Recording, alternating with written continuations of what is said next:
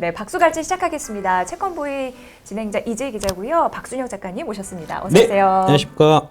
지난번에 못다한 이야기가 있어서 이어서 좀 해드립니다. 일단요. 그리고 오늘 회사채 소식까지 있습니다. 예. 지난주에 이제 상습적 국부 유출의 주범 이제 ELS 사태 역사에 대해서 이제 말씀드리려고 했는데 네. 시간 관계상 이제 중간에 좀 잘렸고요. 이제 그 이어서 좀 말씀 좀 드리겠습니다. 2024년 홍콩 ELS하고 2019년 금리 DLF는 이제 판박이다라는 네. 이제 그 부분에서 보면 이 구조가 이렇게 돼 있어요. 외국계 IB에서 상품 구조를 확정해서 외국계 IB 국내 지점으로 넘기고 그다음에 그거를 이제 국내 증권사에서 그냥 물건만 떼다가 자산운용사에서 넘기고 은행에서 판매하는 이런 이제 구조로 돼 있고요. 여기 밑에 보면 수수료를 외국계 IB가 3.4%를 먹고요. 펀드 판매하는 은행이 1%, 증권사가 0.39%, 자산운용사가 0.11% 이렇게 먹는 구조입니다. 큰 차이가 있네요. 네. 예, ELS가 실패하면 손해를 보면은 이제 막대한 이득을 외국계 IB에서 갖고 가는 거에 플러스해서 그냥 별탈 없이 그냥 잘 상환이 된다고 하더라도 지금 보시듯이 돈은 외국계 IB에서 다 벌어가거든요. 네. 3.4% 벌어가고 국내 금융기관들은 1.5% 딸랑 버는 거니까 이게 구조 자체가 진짜 국부를 해외로 유출시키려고 작정한 거나 사실 마찬가지입니다. 그럼 어떻게 해야 되겠습니까? 안 팔면 되죠. 네. 금융감독원에서 이게 지금 문제가 한두 번 생긴 것도 아니고 원천 차단을. 예, 해야 관련해서 되는데. 계속해서 피해자가 생기고 있는데 판매 금지시키면 되죠. 그냥 예금 적금 팔고 중위험 중수익에 이제 그런 좀 니즈가 있잖아요. 사실 그런 거는 회사채를 해야 돼요. 예.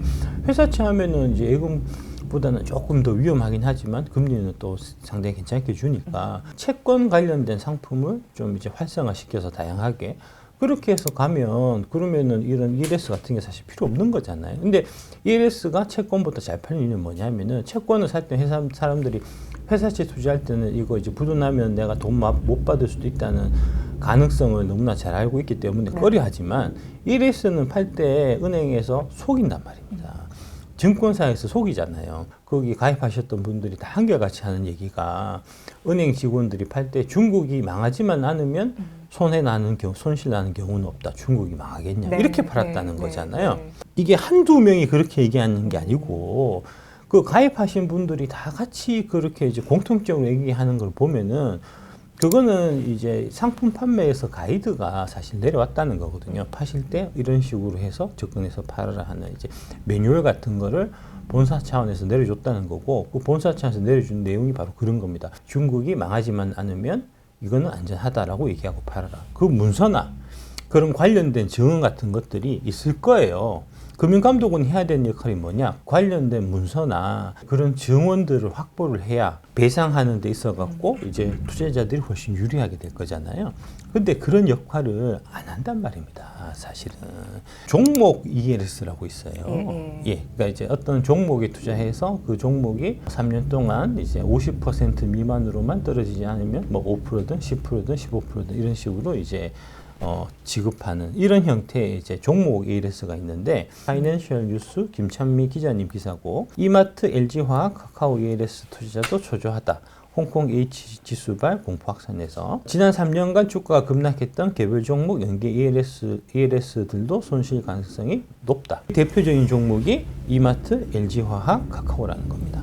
이런 주식들은 반토막이 나 있다는 거죠. 그래서 나 있기 때문에 손해볼 가능성이 많다. 이게 왜 그러냐? 반토막 날 가능성이 있는 주식을 일단 팔고 그걸 갖고 ELS를 만들어서 팔고 그래야지 이제 만든 애들이 돈을 버니까 억지로 찍어 눌러요. 심지어는 지수 같은 경우는 이제 찍어 누르기는 상당히 좀 어렵지만 홍콩 H지수는 또 이게 또 다릅니다. 그거는 종목이 30개 뭐 이렇게밖에 안 되기 때문에 더 가능성이 있고 개별 주식은 마음만 먹으면 떨어뜨리려고 마음만 먹으면 떨어뜨릴 수 있어요. 종목 선물이라든지 이런 것들이 다 상장돼 있기 때문에 종목 선물들을 엄청나게 팔고 옛날에 이제 공매도가 가능했었던 때는 종목에 공매도를 엄청나게 치면 주가가 떨어질 거고 떨어지면 ELS 발행하는 애들이 돈 버는 구조니까 그게 다 가능하거든요. 작년 10월 달인가 11월 달에 금감에서 한번 발표했었던 이제 공매도 관련해 갖고 적발됐었던 이제 HSBC하고 BNP 파리바의 경우에 그 종목들이 어떤 종목이 있었냐 보면은 거기 카카오가 있단 말입니다.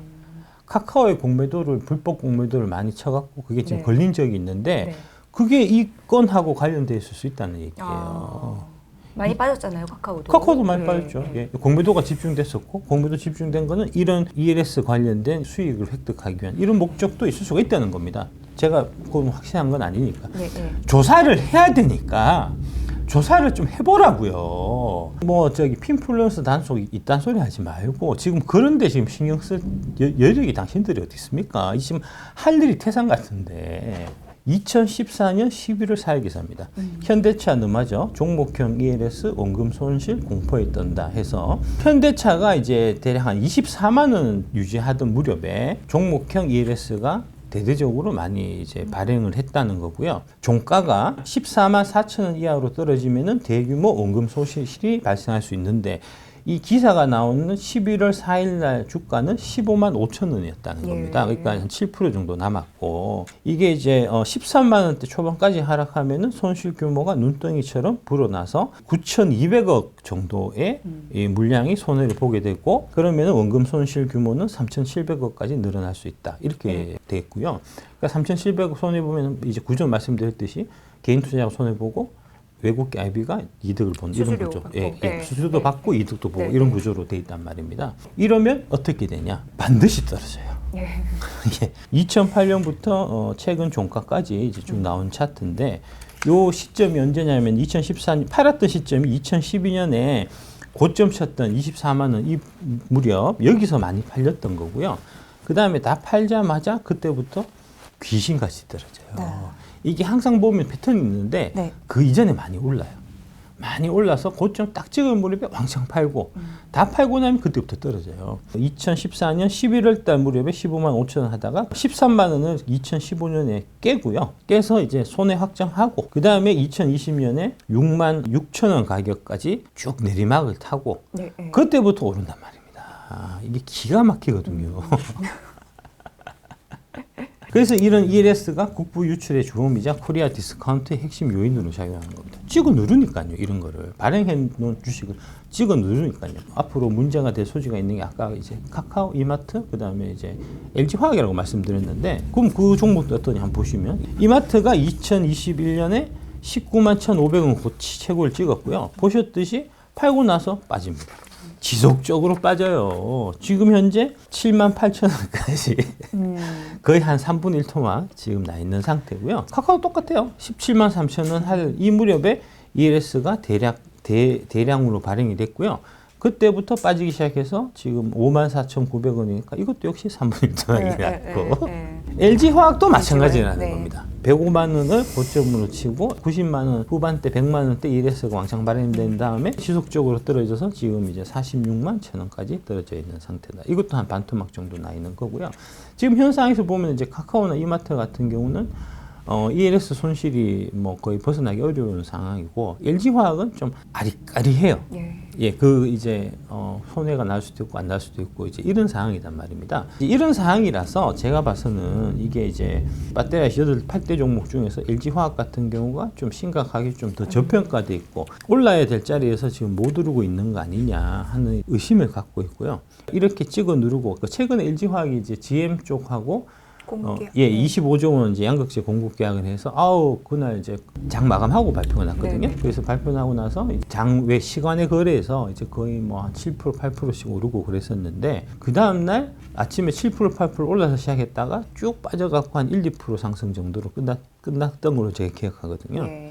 그거 뒤에 공매도 세력들, 해외 IB들의 농간이 그 뒤에 있을 수 있다는 거죠. 있을 거라고 저는 짐작을 합니다. 근데 이제 확인을 해야 될 거 아닙니까? 조사를 해야 되잖아요. 누가 조사하죠? 금융감독원, 한국거래소, 한통속이라고요. 그러니까 조사를 안 하잖아요. 조사하라고 한 사람 집을 압수수색한다고요. 조사하라고. LG화학 많이 떨어졌잖아요. 그러면 아직 못 담으신 분들은 좀 해보면 괜찮나요? 저는 괜찮게 보고 있습니다. 그래서 그런 상황이기 때문에 다만 이제 아까 말씀드렸던 주식 대로 측면에서 말씀드렸죠. 주식 측면에서 인위적으로 이제 이게 ELS 상한 때까지는 이제 그런 불법 공매도 세력들이 이제 지속적으로 이 종목에 대해서 공격을 할 수가 있기 때문에 눌릴 수 있어요. 조금 더 계속 더 눌릴 수 있어서 이제 있겠지만 이제 그런 거를 좀 장기적인 관점에서 제가 항상 말씀드리는 게 투자는 3년이다. 3년 뒤를 보고 투자하면은 괜찮은 거죠. 그러니까 뭐 찍어 누르든 말든 찍어 눌러서 뭐 40만 한번 갔다가 다시 올라가든 말든 뭐 네. 그거는 뭐 크게 장기 3년 관점에서 보는 사람 입장에서는 크게 관계가 없는 거니까 이제 가장 좋은 거는 이제 그 외국인 애들이 막 찍어 눌러갖고 억지로 바닥을 찍는 그 시점에 내가 정확하게 딱 사서 그 다음에 쫙 올라가면 예. 제일 좋겠죠. 누군가에게는 사실 이러한 게 또 기회가 될 수 있어서 한번 여쭈는 예, 봤습니다. 예. 그게 이제 로망인데 그거는 좀 불가능하니까요. 예. 사실은 그렇게 정확한 시점을 딱딱 맞추는 거는 저도 못하기 때문에 그 당신도 할 생각하지 마시고 네. 그냥 저렴하니까 네. 이제 사놓고 기다리다 보면은 그런 이제 이슈는 있다는 거는 좀 아시는 상태에서 기다리시면 기회가 오지 않겠나 싶고요. 대표적인 사례가 바로 이 사례입니다. ELS 낙인이 대박의 기회가 된 사례가 바로 SK 하이닉스 사례입니다. 네. 예, 이게 이제 2007년에 4만 원 무렵에서 대량의 ELS가 발행이 됐었어요. 종목 ELS가. 이때 제가 하나증권에서도 많이 팔았던 종목이에요. 그때 한 2조 원 정도 팔렸었기 때문에 엄청나게 사실 많이 팔린 겁니다. 2조 원 정도면. 그랬는데 보시듯이 이제 그때부터 빠지기 시작해갖고 크게 많이 안 떨어져 있는 것처럼 사실 보일 수는 있는데 실제로는 이게 4만 원에서 5,770원까지 빠진 거니까요. 그렇죠. 최저까지. 최저까지. 네. 4만에서 5,770원이면 거의 한 10분의 1토막 가까이 난 거잖아요. 한 9분의 1토막 이렇게 난 거니까 마이너스 한 85% 정도 맞은 거니까 이 맞았던 이제 이유 중에 강력한 이유의 하나가 ELS 낙인이 걸려 있었던 겁니다. 그래서 원래도 이제 이 무렵 2008년 글로벌 금융위기 당시여서 이제 다들 많이 떨어졌지만 SK 하이닉스는 이 이유 때문에 더 많이 떨어졌고요. 그래서 5,770원이라는 정말 저렴한 가격에 살 수 있는 기회를 제공을 했고 만약에 그때 샀다면 지금 아이고, 여기 이건 완전 앞서 다른 종목하고 오늘 보니까 한 15만 원 넘어가는 것 같더라고요. 예. 30배 오른 겁니다. 최근에 뭐 삼성전자보다 더 잘 나가지 않습니까? 예. 그 대박의 기회가 이런 ELS 낙인이 제공할 수 있는 거니까요. 역으로 접근하면 이제 적들의 이제 그 사악한 술책을 이제 역으로 잘 이용하면 이렇게 이제 대박 날 수 있는 기회가 있다는 이제 그런 거고요. 네. 오늘 52주 신고가 났네요. 예. 오늘 그 저기 엔비디아하고 같이 해서 네. 이거를 제가 왜 하냐? 제가 8,000원, 9,000원 할 때 샀었어요. 아, 그래요. 예. 사서 5,770원까지 갔으니까 사고 나서 떨어졌거든요. 네. 엄청나게 제가 가슴이 아팠겠죠. 총알이 하시다가 예. 그런데 반전은 보시면 된 거. 2021년만 해도 이게 3만 원을 넘어가요. 제가 대략 기억에 그때 8천, 9천에 사서 이제 2만 원에서 한 2만 5천 원에 제가 주식을 다 판 걸로 기억하거든요. 1년 반 들고 있다가. 예. 대단한 거잖아요. 1년 8천에서 뭐 그럼 한 200%를 이제 단기간에 한 1년 반 만에 기간에 수익을 낸 거니까 너무너무 사실 만족하고 팔았는데 보셨듯이 팔고 나서 어떻게 됐죠? 더 올라가요. 지금 16만 원이라니까요. 네, 2배 이상. 예. 그러니까 10배 갈 종목들은 10배 이상 갈 종목들은 이제 사는 것도 중요하지만 사고 난 다음에 이제 용기를 갖고 10배가 날 때까지 참 쉽지 않은 것 같아요. 근데 예. 손절하는 것보다 더 쉽지 않죠. 그게 더 쉽지 않습니다. 예, 사실은 그게 더 쉽지 않습니다. 예. 만약에 그랬으면 제가 옆에 없었을 겁니다. 이런 이제 ELS 낙인이 대박의 기회가 된 사례가 이제 SK 하이닉스처럼 있기 때문에 LG화학을 그래서 제가 한번 유심히 보시라고 자꾸 말씀드리는 게 이제 사실 그런 이유가 있고요. 다음 차례가 있습니다. 터질 폭탄이 하나가 이제 대기하고 있습니다. 예, 폭탄에 관한 얘기가 조금씩 나오고 있습니다. 동아일보 이동훈 기자 외 두 분이 쓰신 기사, 2월 14일 기사, 55조 물린 해외 부동산 한국금융권 비상이다. 55조가 웬말입니까? 네. 해외 상업용 부동산 위기가 확산하면서 국내 금융계에도 후폭풍이 일고 있다. 제2의 ELS 사태가 되지 않겠나 하는 얘기가 나오고 있다는 거고요. 지금 금융업권별 해외 부동산 투자 규모가 보험이 31조 7천억, 은행이 10조, 증권이 8조, 뭐 쭉 해서 총 55조 8천억이 지금 투자가 돼 있다는 거고요. 이거를 다 고점에 쳐잡아 갖고 지금 거의 한 50% 이상씩 다 마이너스예요. 펀드가 55조 8천억인데 이 중 25%인 14조 원이 올해 만기가 돌아오고 지난해 말 기준 국내 4대 금융지주의 해외 상업용 부동산 익스포저가 16조 5천억에 달한다.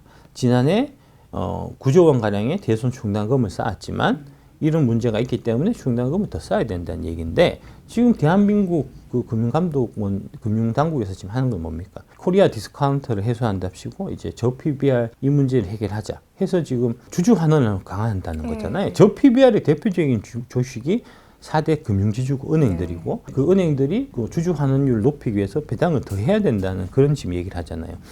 배당할 때입니까 지금? 배당은 다 해서 돈이 사회 유출이 됐는데 그 다음에 지금 이런 문제들이 터져서 PF는 이제 뭐 사실 은행하고 직접 관계는 없지만 길게 보면 연결될 수도 있거든요. 그 다음에 이런 해외 부동산 문제 같은 거 이런 문제 생겨갖고 은행이 적자가 나든지 이렇게 되면은 BIS 비율을 일정 수준 유지해야 되니까 옛날에 IMF 때 어떻게 했죠? 국민 혈세로 그 BIS 비율 채워준 거 아닙니까? 지금 이렇게 해갖고 이제 저 금융당국에서 코리아 디스카운트 해소한답시고 이제 저 PBR 올려야 된다. 금융주 저 PBR 올리기 위해서 배당을 더 해줘야 된다. 배당 늘려야 된다. 이렇게 해갖고 배당 더 해주고 그 다음에 손해 나서 문제가 생기면 그거는 그 손해는 국민 세금으로 지금 메꿔야 되는데 그런데 지금 이거를 주주하는 얘기를 하면서 금융회사들이 배당을 주주들한테 더 해줘야 될 상황입니까 지금 이 상황이. 아 진짜 정신 좀 차려요. 진짜 다들 미친 것 같아 정말. 여기에 대해서 지금 그러니까 은행들이 은행 지주들이 코리아 디스카운트해서 주주하는 이런 거에서 배당을 주려고 하면 은행이 문제가 없어야 되잖아요. 그래서 김주현 원장 이런 얘기 한다고요. 지금 해외 부동산 펀드 걱정할 일 아니다. 홍콩 ELS와 성격이 다르다. 만기가 분산되어 있고 하기 때문에 큰 문제가 아니다. 이런 얘기 한단 말입니다. 왜 하겠습니까? 배당 줘야 되니까. 문제 있으면 배당 주면 안 되니까요. 아 정신 좀 차려요. 당신들이 지금 금융당국이 하는 역할이 금융시장의 안정성 을 제고하는 게 역할이지 금융기관을 금융 그 업체들을 당신들이 보호해주는 그 업체들의 주가를 올리는 게 당신들의 역할이 아니라고 내가 몇 번을 얘기하냐고. 문제가 생겼을 때 버퍼가 있어야 되니까 지금 상황에서는 당연히 은행 배당을 못하게 당신들이 앞장서서 막아야 될 상황 아닙니까 지금. 아 제발 좀 정신 차려요. 지금 어느 나라 진짜 금융당국입니까. 23년 5월 22일 기사입니다. 지금으로부터 한 10개월 전인데 이복현 금감원장이 무슨 말을 했냐면은 금융안정이 최우선이다. 부동산 PF 등 잠재 리스크에 철저히 대비할 필요가 있다. 하지만 지금 현재 크게 걱정할 사항은 아니고 이 관련해서 이 위험성을 자꾸 얘기한다든지 그런 거를 위기감을 부추기는 사람들은 우리가 엄중 단속하겠다 하는 얘기를 5월 달에 했어요. 그리고 어떻게 됐죠? 12월 달에 터졌다고요. 똑같단 말입니다. 지금 이따구로 얘기하고 나중에 올해 하반기에 가서 터지고 이러면 그때 어떻게 얘기할 겁니까? 지금 홍콩 H지수도 지난주에 말씀드렸듯이 관련해갖고 이제 문제가 있다는 거는 2021년 9월 달에 이미 알았다고요. 보도자료까지 다 뿌렸다고요. 하지만 23년 문제 터질 때, 24년 올해 돼서 문제 터질 때까지 아무런 조치가 없었던 거고 PF 사태도 마찬가지로 그냥 립서비스만 하고 뭐 우리가 보고 있다는 말만 하고 대책 아무것도 없다가 12월 달에 태양건설 사태 터진 거잖아요. 지금 해외 부동산 펀드도 지금 똑같이 지금 접근하는 겁니다. 걱정할 필요 없다.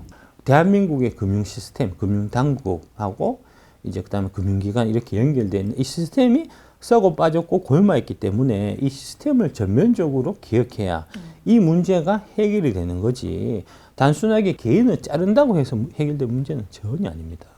그런 문제점을 제가 계속 얘기를 하니 그 시스템을 개혁하고 싶지 않은 기득권들이 있을 거잖아요. 그 기득권들이 그 저항하기 위해 갖고 저를 계속 이제 이 공격하고 그다음에 이제 압수수색 나오고 이제 겁주고 이러는 거죠.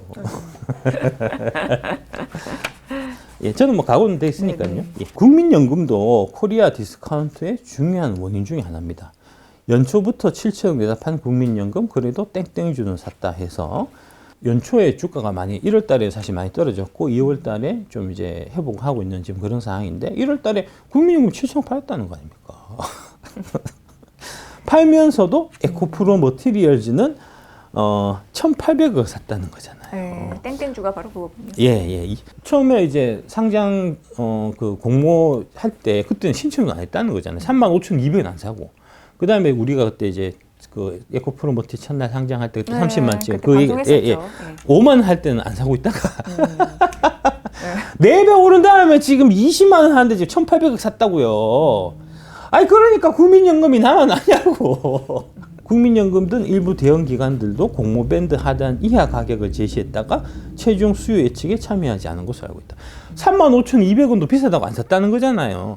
그래놓고 20만에 산다고. 아, 미친 것들이지, 이게.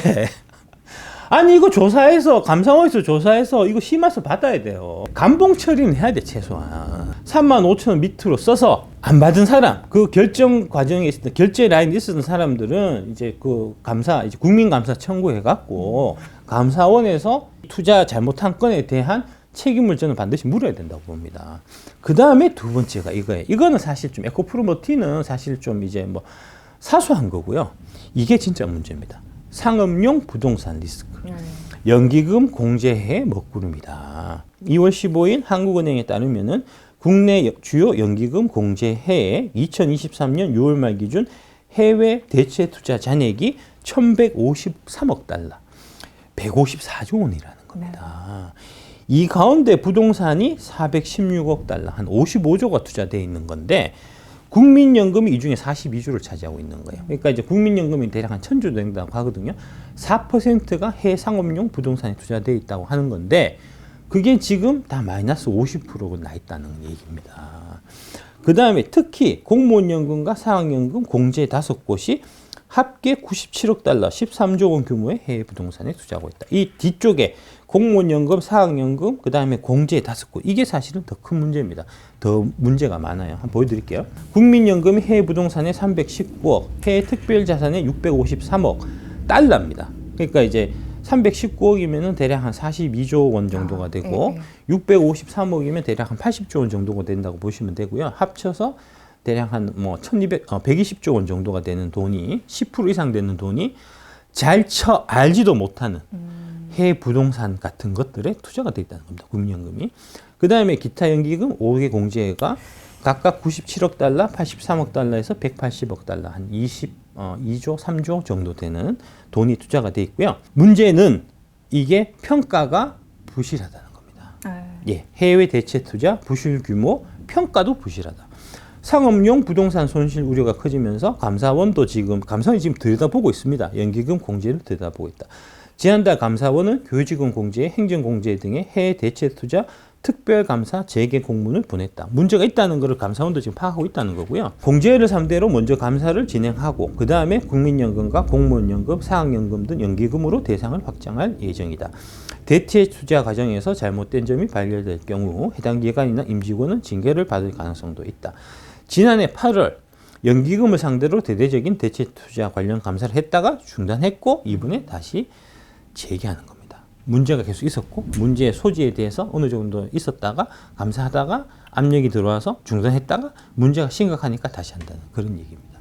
이게 왜 특히 문제냐 하면 이데일리 안혜신 기자님 기사입니다. 이데일리에서 좋은 기사 많이 나오더라고요. 해외 부동산 부실 커지는데 대체 투자 가치 평가에 민낯해서 이게 이제 이 연금이나 이런 이제 펀드 같은 경우는 특히 공적인 펀드 같은 경우는 평가가 중요해요. 그 평가에 따라서 보너스를 받잖아요. 근데 이게 채권이나 이제 주식 같은 경우는 매일매일 시가가 나오니까 그 시가를 평가하기가 너무나 편리하죠. 그래서 그거에 대해서 평가를 하기 때문에 평가도 공정하고 그 공정한 거에 따라서 보너스도 지급되고 하등에 문제가 없는데 부동산은 시세를 모르잖아요. 그러니까 평가가 잘 안 된단 말입니다. 대체적으로.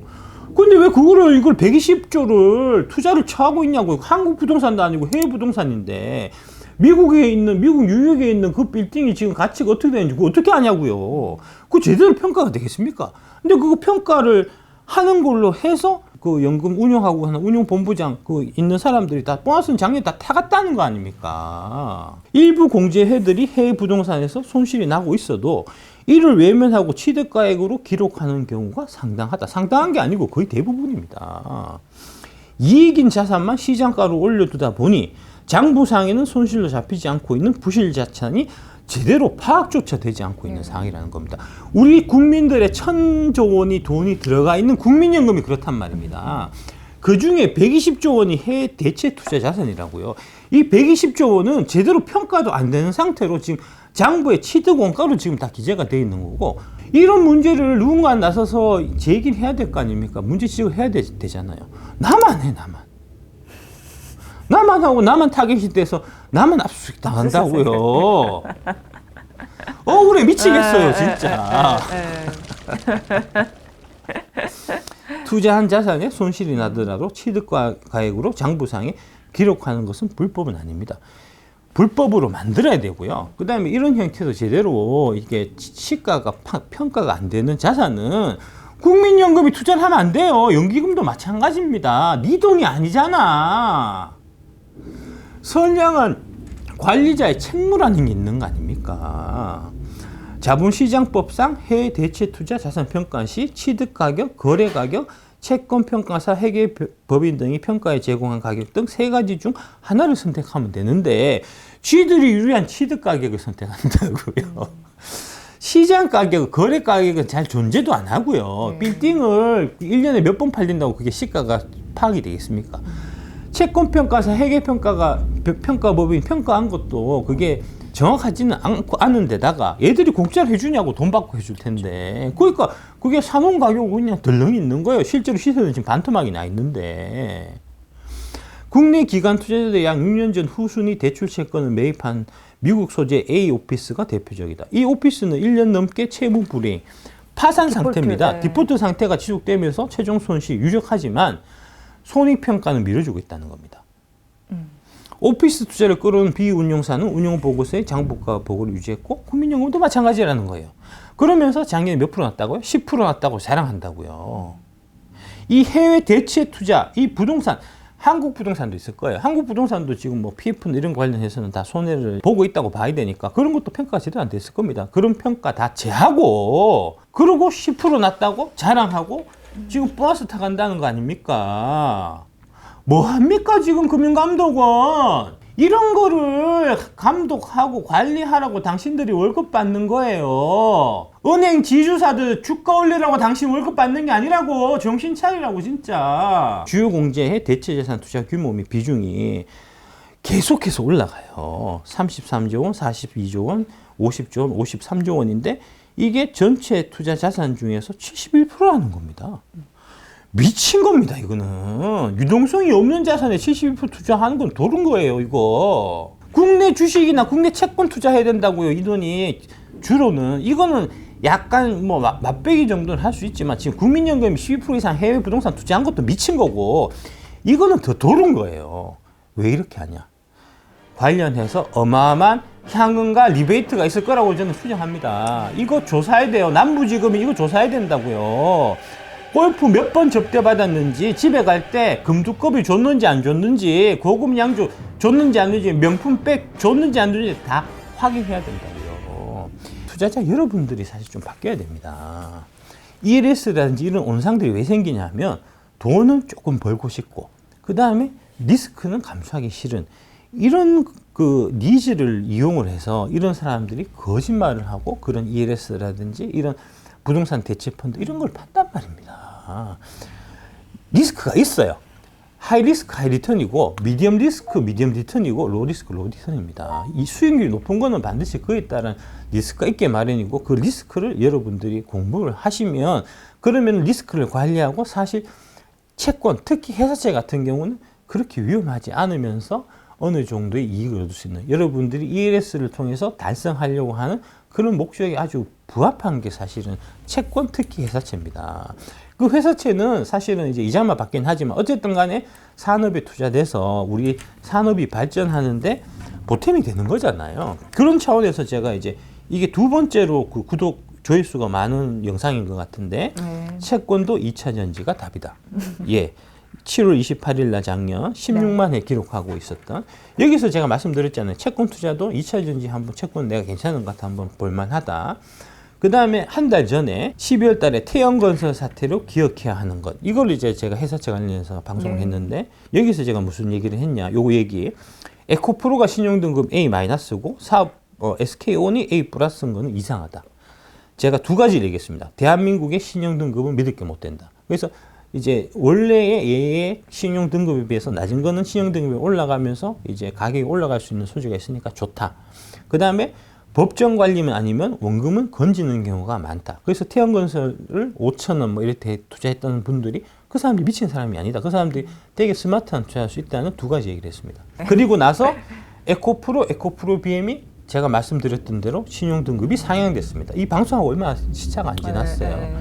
2월 14일 날 이게 제가 말씀드렸던 대로 이 평가는 내가 잘못되고 있는 것 같다고 말씀드렸는데 이거 얘기하고 한 2달 지나서 실제로 나이스 신용평가에서 이제 에코프로 BM의 신용등급을 산양했고요.